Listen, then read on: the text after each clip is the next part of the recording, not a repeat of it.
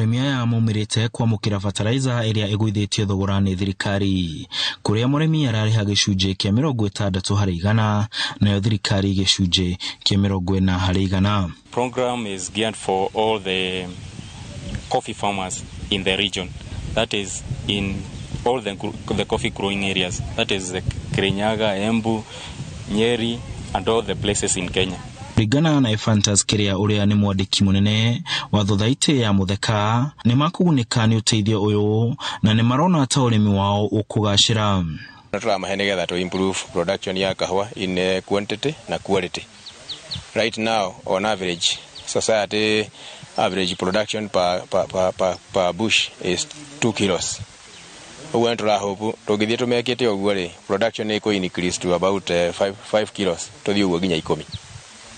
Ukihuana ũguo arĩmi aya nĩ magathĩrĩirie thirikari nĩ ũndũ wa kũmagũithĩria bei ya bataraitha, makiuga rĩu nĩ mekwagagĩria ũrĩmi wao kuona thogora wa bataraitha nĩ ũkoretwo ũrĩ igũrũ makĩria. Ya mũno ũhoro wa ku-boost production ya kahũa nĩ tondũ bataraitha ta ĩyo yoka haha nĩ tũgũthiĩ gwĩkĩra mĩtĩ tondũ rĩu nĩ kuoneka mũcimu wa mbura nĩ mũkinyu na nĩ ngwĩhope atĩ very soon tũgũrĩte kahũa kega mũno gũkũ factory. Tũrakenire hĩndĩ ĩrĩa tũrarehirwo bataraitha ĩyo tondũ ona tũtikoretwo tũkĩhota kwĩgũrĩra nĩ tondũ ũrĩa ĩgĩte na goro.